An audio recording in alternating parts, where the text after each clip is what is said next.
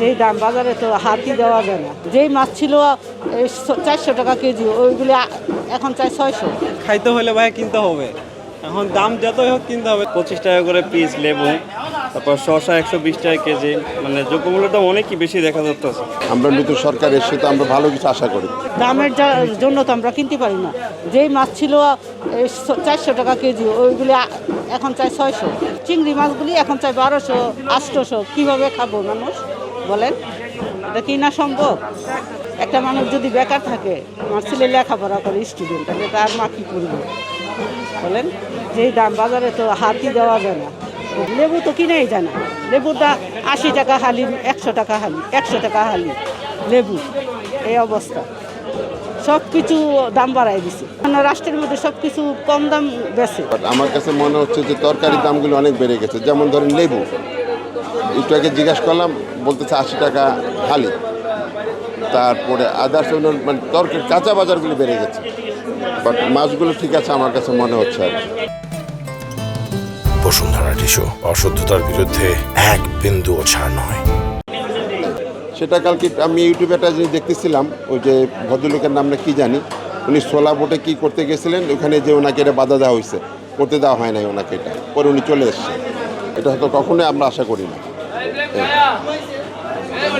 আমরা নতুন সরকার এসে তো আমরা ভালো কিছু আশা করি।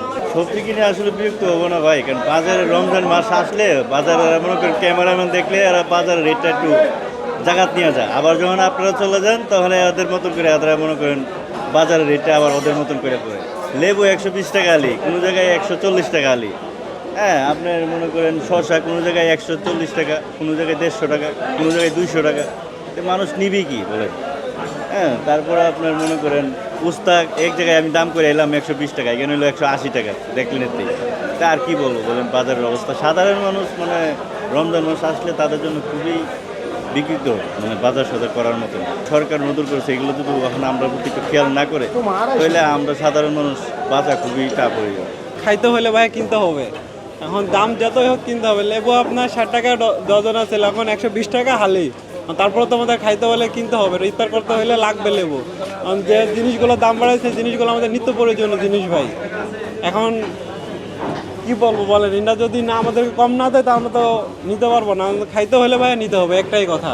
এখন ফলের সাথে ভাই আপনার 1 কেজি মালটা কিনতে গেলে প্রায় আপনার 200-360 টাকা। সেই হিসাবে লেবু কিনছি 120 টাকা করে, মনে করেন যে হালি। তো হিসাবে আপনার 1 ডজন লেবু কিনতে গেলে আপনার প্রায় মালটার সমান চলে যাচ্ছে। তো ওই হিসাবে তো মালটা খাই ভালো। 25 টাকা করে পিস লেবু, তারপর শসা 120 টাকা কেজি, মানে দ্রব্যমূল্যটা অনেকই বেশি দেখা যাচ্ছে। বিশেষ করে লেবু আর শসাটা তো দামটা বেশি। বলতে গেলে তো ফলের মতো নেই, কেননা 25 টাকা পিস একটা আপেল কিনতে গেলেও তো দেখা যায় 25 টাকা 30 টাকা পিস আইসা পড়ে। তো সেই ক্ষেত্রে লেবু এখন ফলের মতনই হয়ে গেছে। অনেক বেশি, এগুলো যে বাজার নিয়ন্ত্রণ না করলে এইভাবে তো বাড়িয়ে চলবো, মানুষের ক্রয় ক্ষমতার বাহিরে চলে যাচ্ছে, তথাপিও মানুষের কিনতে হচ্ছে বাধ্য হইয়া। এটা যদি সরকারের মার্কেট দাম নিয়ন্ত্রণ না করে তাহলে তো এইভাবে বেড়েই চললো, আর জনগণ কীভাবে এটা মেনটেন করবো ফ্যামিলি। তো সুতরাং এই ব্যাপারে সরকারের এটা পদক্ষেপ নেওয়া দরকার। দাম আগের মতো নয়, দাম বাড়ে নাই। 780 বেশি, 750 টাকা বেশি, যেতে জাল হইতে পারি, দাম বাড়ে নাই করছে। ওই বাইরে যারা বেচারা ডাহাতি করে, আমরা ডাহাতি করি না, সিটি করছি মার্কেট 12 বানি ইন্সপেক্টর আয়, ম্যাজিস্ট্রেট আয়, যা বেশি তা হয় 780 টাকা কেজি, আবার 750 বেচালে, দাম বাড়ে নাই ভাই।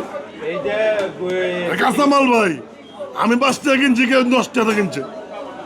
আমার লোক জোরান, আমি যা পাইছি তা বেচছি। কালকে বেচছিলাম 800 বেচছি, 780 বেচছি, আজকে 780, আবার 25 টাকার পর 800 হইব।